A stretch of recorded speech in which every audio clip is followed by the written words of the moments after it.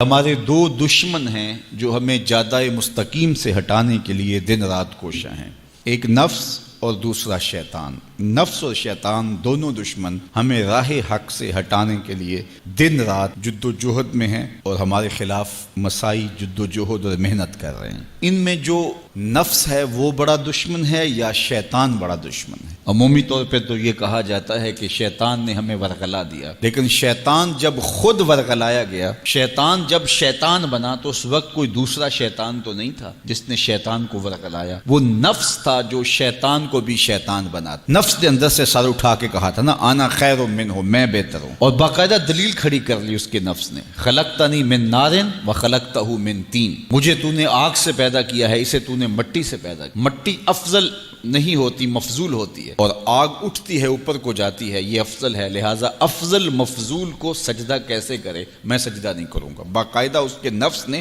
ایک دلیل تراشی۔ اللہ اگر چاہتا اس کی دلیل کے بخی اور دھیڑ کے رکھ دیتا، لیکن اللہ تعالیٰ نے اس کی دلیل کا جواب دینے کی بجائے کہا جا میرے دربار سے نکل جا۔ اس نے کہا مالک مجھے مہلت دے دے، کہا جا قیامت تک تجھے مہلت۔ اللہ اکبر۔ تو اب شیطان کو شیطان بنانے والا نفس ہے جس نے اندر سے کھڑے ہو کے کہا انا خیر منہ، میں بہتر ہوں۔ اس میں نے شیطان کا بیڑا غرق کر، انانیت اسے کہتے ہیں، انا خیر منہ، اس سے انانیت ہے، میں بہتر ہوں۔ ایک بزرگ تھے، انہوں نے ساری زندگی اپنی زبان پہ لفظ میں نہیں آنے دیا۔ وہ فرماتے تھے یہ وہ لفظ ہے جس نے شیطان کا بیڑا غرق۔ تو وہ اس مفہوم کو ادا بھی کرنا چاہتے تو بالفاظ دیگر کر۔ کسی نے سنا کہ فلاں شخص ہے، اس کی زبان پہ کبھی میں کا لفظ نہیں آیا، تو اس نے کہا لو اس کی زبان پہ یہ لفظ کیوں نہیں آیا؟ میں جاتا ہوں اور ان کی زبان پہ یہ لفظ آئے ہی آئے۔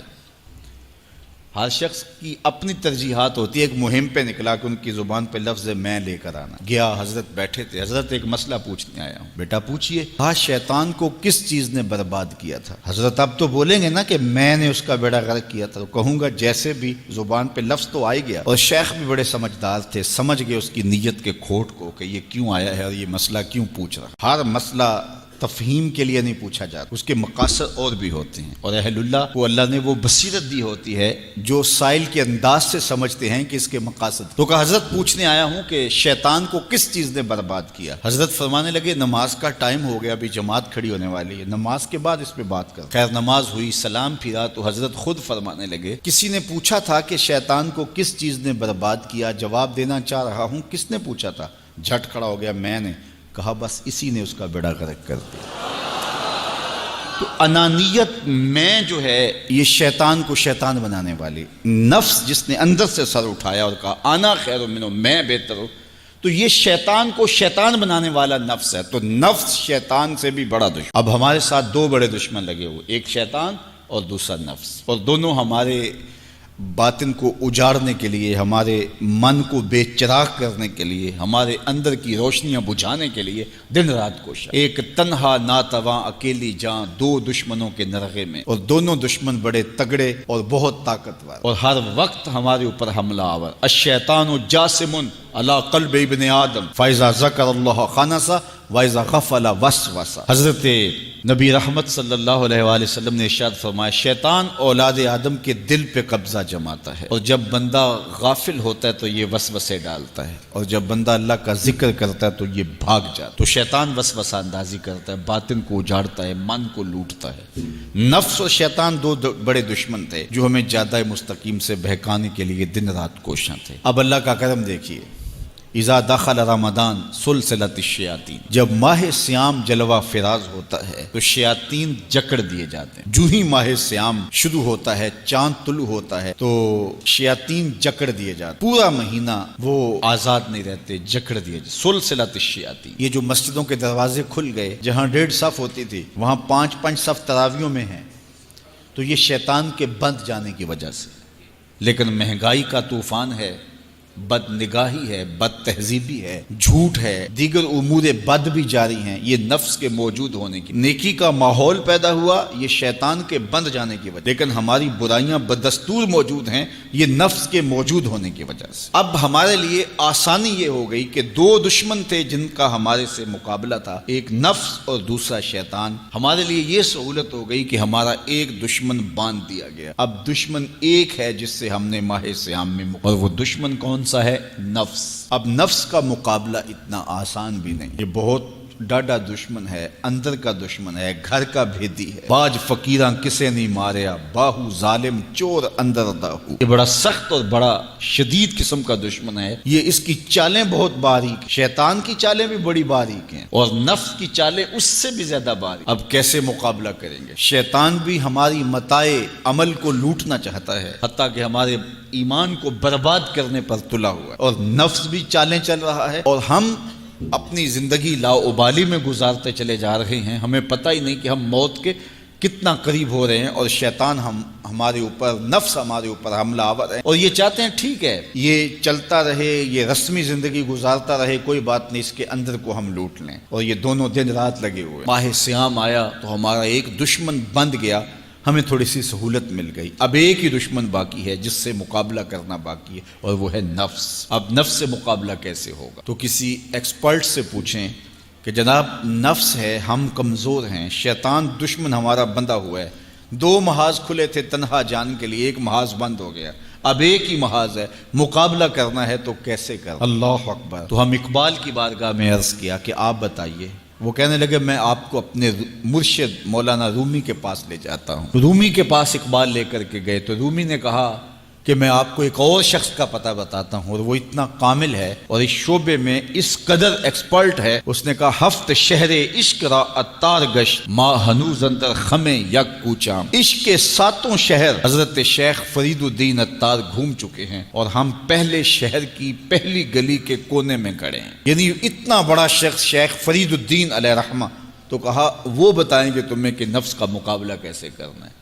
رومی کہتے ہیں کہ وہ میرے بھی استاد ہیں، رومی کہتے ہیں کہ وہ میرے بھی ہادی و مرشد ہیں۔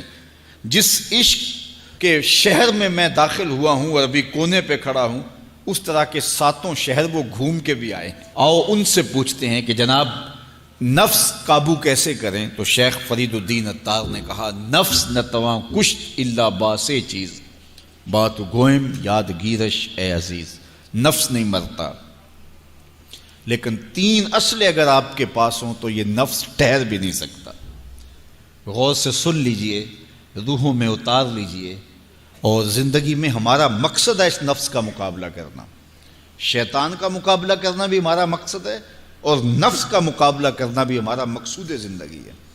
ساری زندگی فریب میں ہم میں نہیں گزارنی، زندگی تیزی کے ساتھ گزر رہی ہے اور ہم آغوش موت میں اترنے والے ہیں۔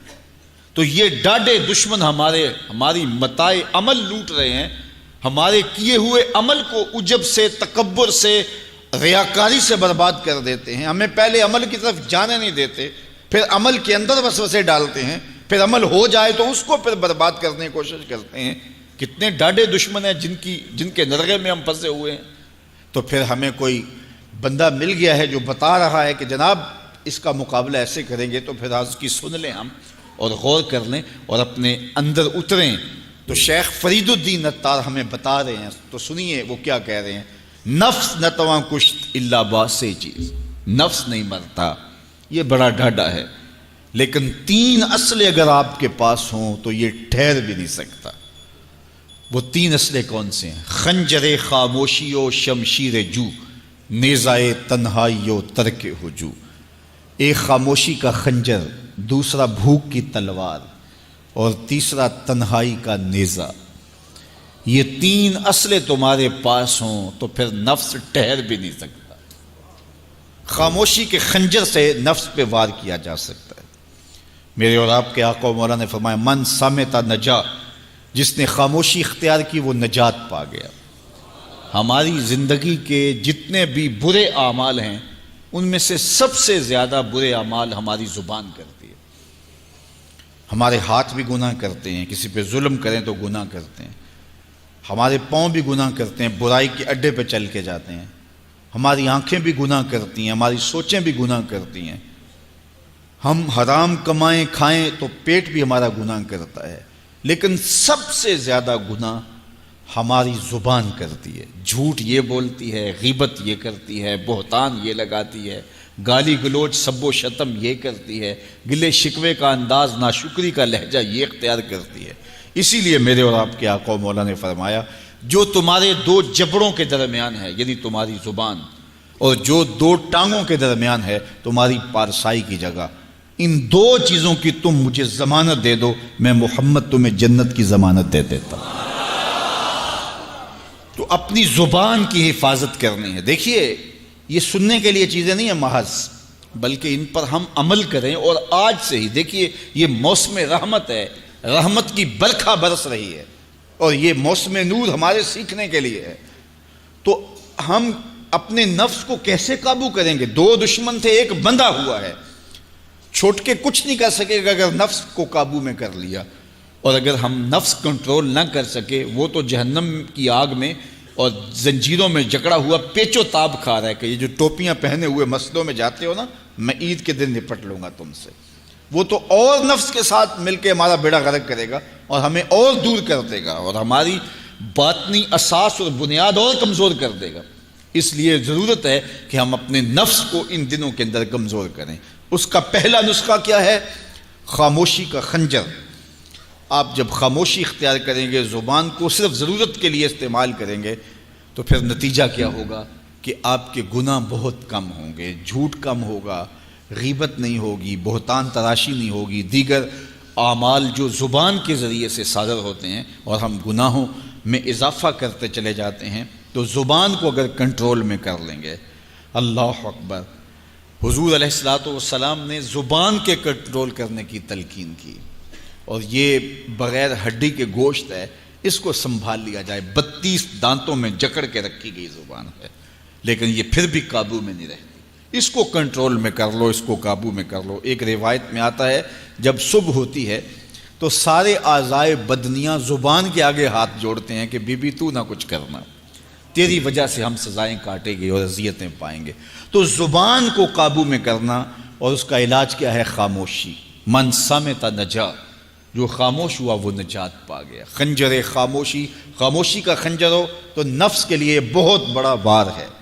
دوسری بات، شمشیر جو، بھوک کی تلوار۔ بھوک کے ذریعے نفس کشی ہوتی ہے۔ نفس کا مقابلہ بھوک سے ہم کر سکتے ہیں، چونکہ جب بھوک ہوگی تو اس وقت بہت ساری خواہشات جو ہیں وہ دم توڑ جائیں گے۔ اللہ کے محبوب علیہ السلام کا ایک فرمان سنیے، بالخصوص نوجوانوں کے نام۔ یا معشر الشباب من استطاع منکم الباء فلیتزوج فإنه اغض للبصر واحسن للفرج فمن لم یستطع فعلیہ بالصوم فإنه له وجاء۔ فرمایا اے جوانوں کے گروہ، تم میں سے جو نکاح کرنے کی طاقت رکھتا ہے وہ دیر نہ کرے، جلدی نکاح کر لے۔